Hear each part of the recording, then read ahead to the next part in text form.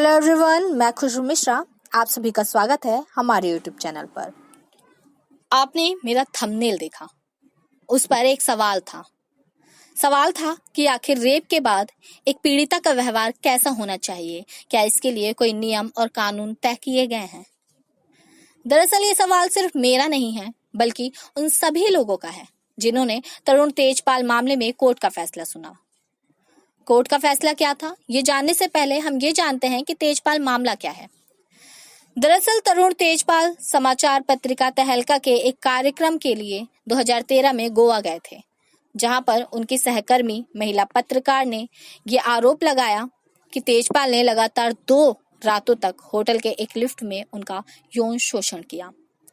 इस पर पुलिस ने 3000 पन्नों का आरोप पत्र दाखिल किया और तेजपाल पर अपने पद और ताकत का इस्तेमाल करते हुए गलत तरीके से महिला को जबरन पकड़ने, हमला करने, यौन उत्पीड़न करने और बलात्कार करने का आरोप लगाया था।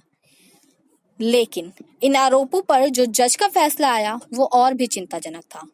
इस फैसले ने ये सवाल खड़े किए कि बलात्कार के बाद एक पीड़िता का व्यवहार कैसा होना चाहिए, क्या इसके लिए कोई नियम और कानून तय है।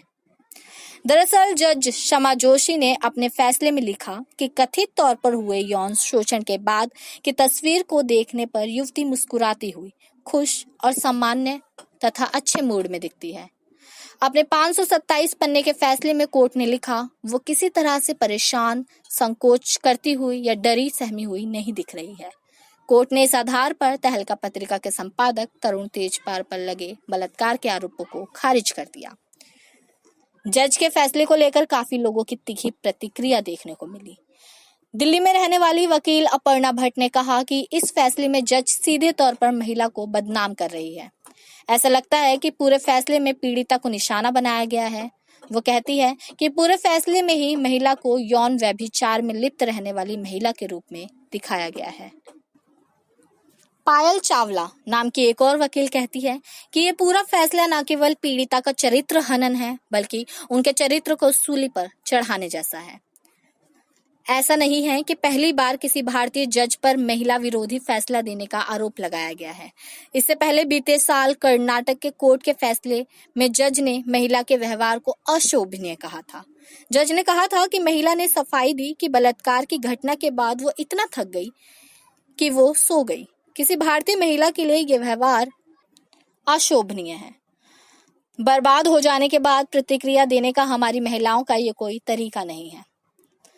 उस समय अपर्णा भट्ट ने चीफ जस्टिस और सर्वोच्च अदालत के 3 महिला जजों को खत लिखकर एक सवाल किया कि क्या कानून में बलात्कार पीड़िता के लिए ऐसा कोई नियम लिखा गया है कि उसे घटना के बाद कैसे व्यवहार करना चाहिए, और जिसके बारे में मुझे जानकारी नहीं है। जाने माने एक कलाकार ने कोर्ट के इस फैसले के जवाब में एक चित्र बनाया, जिसमें आदर्श बलात्कार पीड़िता बनने के लिए भारतीय न्यायाधीश की मार्गदर्शिका को दिखाया। बहरहाल सर्वोच्च न्यायालय ने कई बार इस पर निर्देश दिया है कि इस तरह के मामलों पर महिला के अतीत और उसके चरित्र को नहीं देखना चाहिए। कई मामलों में जजों ने कहा है कि सुनवाई के वक्त जज के सामने बस एक सवाल होना चाहिए कि अभियुक्त ने बलात्कार किया है या नहीं। लेकिन तरुण तेजपाल वाले मामले में दिए गए फैसले से लगता है कि सुप्रीम कोर्ट के निर्देशों का कोई असर नहीं हुआ।